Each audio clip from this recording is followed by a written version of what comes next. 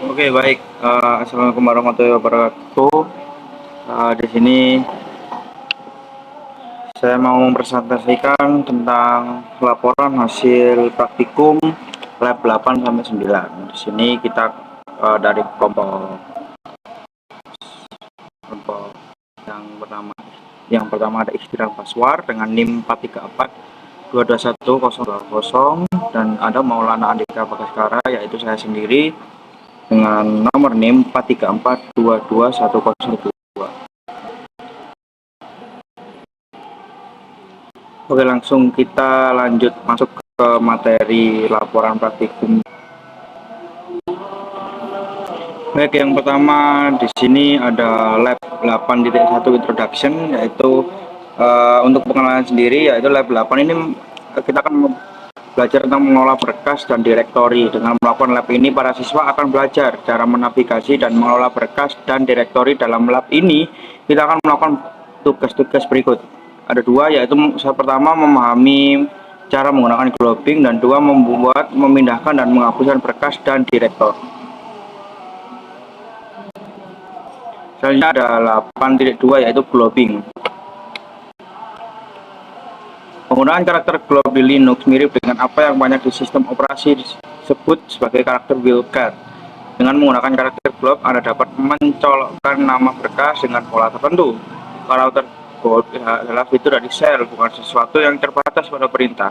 Sebagai hasilnya, Anda dapat menggunakan karakter. Oke, selanjutnya lanjut ke 8.2 yaitu yang pertama step 1. Di step 1 daripada glob ini sendiri gunakan perintah echo atau bisa disebut dengan echo untuk menampilkan semua nama berkas dalam direktori saat ini yang cocok dengan pola glob seperti yang saya berikan contoh berikut ini. Itu mencocokkan 0 atau lebih karakter dalam nama berkas dalam contoh di atas yang kita kasih ini. Hal ini menghasilkan pencocokan semua nama berkas dalam direktori saat ini. Perintah echo sendiri pada gilirannya menampilkan nama-nama berkas yang cocok buat codingan tersebut. Oke, step 2, perintah berikut akan menampilkan semua berkas dalam direktori saat ini yang dimulai dengan huruf D dan huruf P, echo D, echo P. Pikirkan contoh yang pertama D sebagai cocokan semua nama berkas. Oke, selanjutnya ada di step ketiga dengan contoh yang kita berikan tersebut dapat digunakan di mana saja dalam string. Perintah berikut akan menemukan semua berkas dalam direktori saat ini yang berakhir dengan huruf S. Seperti itu. Untuk keempat, perhatikan bahwa asterisk juga dapat muncul beberapa kali atau di tengah beberapa karakter echo D kali N kali S. Karakter glob mengkarakter selanjutnya yang akan kita periksa adalah tanda tanya. Tanda tanya ini cocok dengan tepat satu karakter. Satu karakter ini dapat menjadi karakter apapun yang mungkin, sama seperti asterisk. Tanda tanya dapat digunakan di mana saja dalam sebuah string dan dapat muncul beberapa kali. Contohnya sebagai berikut. Nih. Oke.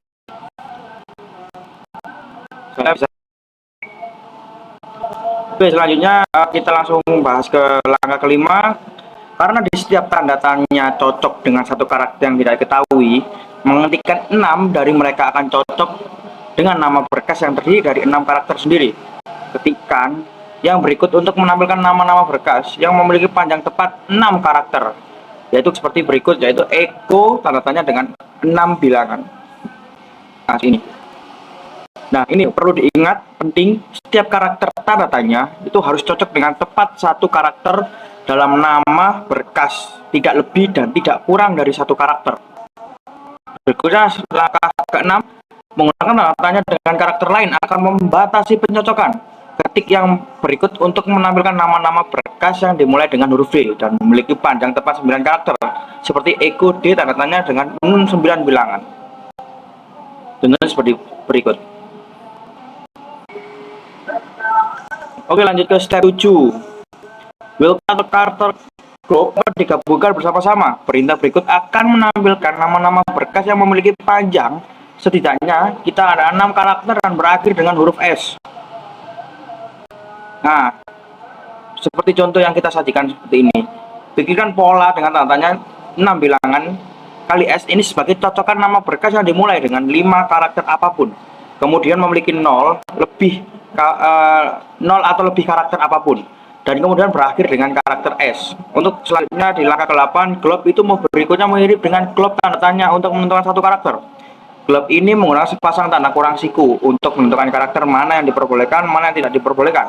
Karakter-karakter yang diperbolehkan dapat ditentukan sebagai rentan, daftar, atau dengan apa yang dikenal sebagai kelas karakter. Karakter-karakter sendiri yang diperbolehkan juga dapat dinegasi dengan tanda seru. Nah, seperti berikut. Oke, selanjutnya di langkah 9, yaitu dalam contoh-contoh berikut ini yang kita telah sajikan akan ditentukan rentan karakter. Pada contoh pertama, karakter pertama dalam nama berkas dapat menjadi karakter apapun yang dimulai dari D dan berakhir di kata P. Pada contoh kedua, rentan karakter ini dinegasi, artinya karakter tunggal apapun yang akan cocok asalkan tidak berada antara huruf D dan P. Seperti contoh berikut, Eko D min P sama dengan Eko tanda seru D min P. Nah, ini Anda akan mungkin bertanya-tanya, siapa yang menentukan huruf apa yang ada di antara D dan P? Dalam ini jawabnya cukup jelas, yaitu ada E, F, G, H, I, J, K, L, M, dan O. Tetapi bagaimana jika rentannya adalah 1 min A, 1 hingga A? Nah, tabel teks ASCII digunakan untuk menentukan rentan karakter. Nah, Anda dapat melihat tabel ini dengan mencarinya di internet atau mengintas sebagai berikut. ASCII jadi karakter apa yang cocok dengan glob A sampai A. Nah, seperti berikut. Oke, selanjutnya ada di 8.3, yaitu menyalin, memindahkan, dan mengganti nama berkas dan direktori. Dalam tugas ini Anda akan menyalin, memindahkan, dan menghapus berkas dan direktori. Nah, yaitu langkah pertama untuk menyalin, memindahkan, dan mengganti nama berkas dan direktori. Di langkah pertama adalah buat salinan dari berkas etc host dan letakkan di dalam direktori saat ini. Kemudian daftar isi dari direktori saat ini sebelum dan setelah penyalinan.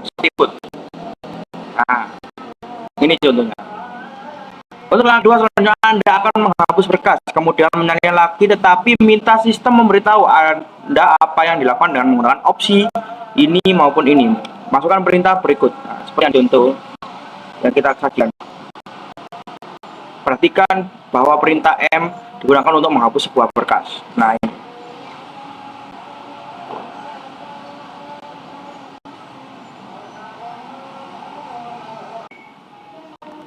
Oke, untuk yang berikutnya, yaitu yang terakhir, yaitu langkah ketiga.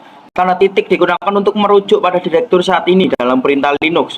Dalam contoh tersebut, perintah cp min v etc host digunakan untuk menyalin file etc host ke direktori saat ini. Dan perintah rm host digunakan untuk menghapus file host dari direktori saat ini. Mungkin sudah cukup penjelasan saya. Kurang lebihnya mohon maaf. Dari penjelasan lab 8 mungkin bisa dilanjut oleh rekan saya, yaitu Ikhtiram Baswar. Dimohon untuk Ikhtiram Baswar menyiapkan diri dan menjelaskan lab ke-9. Terima kasih, mohon maaf, dan selamat tinggal.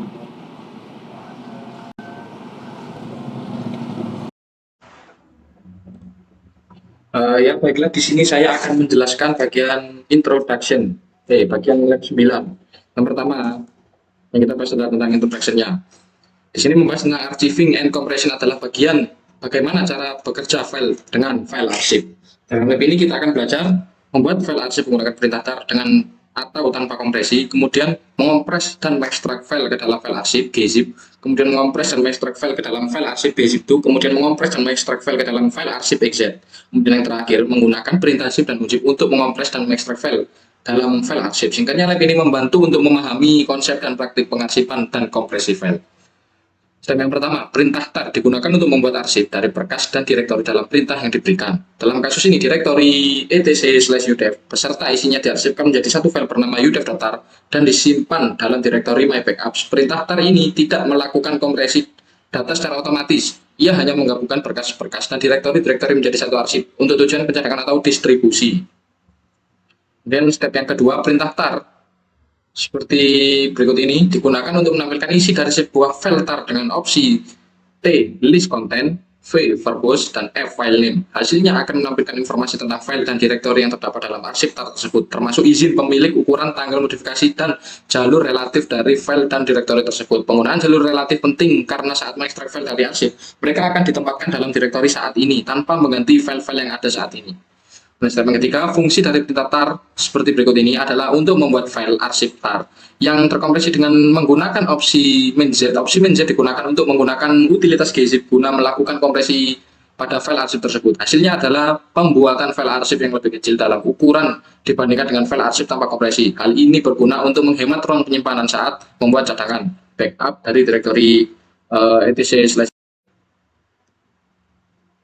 Dan step yang keempat sebagai contohnya seperti berikut ini. Pada contoh di atas kita melihat bagaimana cara mengekstrak isi dari sebuah arsip menggunakan perintah tar. Data yang diekstrak akan dipulihkan ke direktori saat ini secara default. Jadi jika kita ingin mengembalikan file ke lokasi asalnya, kita harus berpindah direktori ke direktori asal terlebih dahulu. Kemudian step yang kelima, untuk menambahkan file ke dalam arsip yang sudah ada, Anda dapat menggunakan opsi min-r pada perintah tar. Berikut adalah contoh penggunaannya. Nah, contoh berikut ini akan menambahkan file ke dalam arsip udef.tar. Kemudian yang berikutnya ini akan menampilkan isi dari arsip udef.tar dan Anda akan melihat bahwa file etc/host telah ditambahkan ke dalamnya. Dengan cara ini Anda dapat memperbarui arsip yang sudah ada dengan menambahkan file baru ke dalamnya. Dan contoh step yang keenam, pada contoh di atas kita menggunakan perintah gzip untuk mengompresi sebuah file. Langkah-langkahnya adalah sebagai berikut. Yang pertama ini untuk menyalin file ke direktori saat ini. Kemudian yang kedua ini menampilkan informasi tentang file Word yang telah disalin, termasuk ukuran file dan tanggal modifikasinya. Kemudian yang berikutnya ini mengompresi file Word menggunakan gzip. Setelah kompresi selesai, file asli Word akan digantikan oleh file terkompresi Word gz. Kemudian yang keempat ini menampilkan informasi tentang file terkompresi Word gz. Perhatikan bahwa ukuran file terkompresi jauh lebih kecil dibandingkan dengan file aslinya. Dan step yang ketujuh, berikut adalah langkah-langkah untuk mengoperasi file Word gz. Yang pertama, ini untuk seperti yang di atas tadi, menampilkan informasi tentang file terkompresi Word gz, termasuk ukuran file dan tanggal modifikasinya. Kemudian yang kedua ini mengompresi file Word gz menggunakan perintah gunzip. Setelah dekompresi selesai, file terkompresi Word gz akan digantikan oleh file asli Word. Kemudian yang ketiga ini untuk menampilkan informasi tentang file asli Word yang telah didekompresi. Perhatikan bahwa ukuran file asli telah kembali normal setelah dekompresi. Kemudian step yang ke-8, penggunaan bzip dan bunzip 2 untuk mengoperasi dan kompres file sangat mirip dengan penggunaan gzip dan gunzip. Berikut adalah langkah-langkahnya. Yang pertama ini untuk menampilkan informasi file Word gz sebelum dekompresi, termasuk ukuran dan tanggalnya seperti yang di atas tadi. Kemudian yang kedua, mengoperasi file Word menggunakan perintah bzip2. Setelah kompresi selesai, file terkompresi akan memiliki ekstensi bz2 yaitu Word bz2. Kemudian yang ketiga ini untuk menampilkan informasi tentang file terkompresi Word bz2. Perhatikan bahwa ukuran file terkompresi bz2 lebih kecil dibandingkan dengan file terkompresi menggunakan gzip seperti yang telah dijelaskan pada langkah sebelumnya. Kemudian step yang ke-9, berikut adalah langkah untuk mengoperasi file Word bz2. Seperti ini contohnya, dan ini untuk menampilkan file. Yang pertama ini untuk menampilkan file informasi tentang file terkompresi Word bz2 termasuk ukuran file dan tanggal modifikasinya. Kemudian yang kedua ini untuk mendekompresi file Word bz2 menggunakan perintah bunzip2. Setelah dekompresi selesai, ekstensi bz2 akan dihapus dan file asli Word akan dikembalikan. Kemudian yang ketiga ini untuk menampilkan informasi tentang file asli Word yang telah didekompresi. Perhatikan bahwa ukuran file asli telah dikembalikan ke ukuran sebelum dekompresi. Nah, step yang 10 ini penggunaan exec dan unexec untuk mengopresi dan mendekompresi file juga sangat mirip dengan penggunaan gzip dan gunzip. Berikut adalah langkah-langkahnya. Pertama ini seperti biasa untuk menampilkan informasi ukuran file dan tanggal modifikasinya. Kemudian yang kedua ini untuk mengoperasi file Word menggunakan perintah exec. Setelah kompresi selesai, file terkompresi akan memiliki ekstensi exec yaitu word.exec. Kemudian yang ketiga ini untuk menampilkan informasi tentang file terkompresi word.exec. Perhatikan bahwa ukuran file terkompresi exec lebih kecil dibandingkan dengan file terkompresi menggunakan gzip seperti yang telah dijelaskan pada langkah sebelumnya.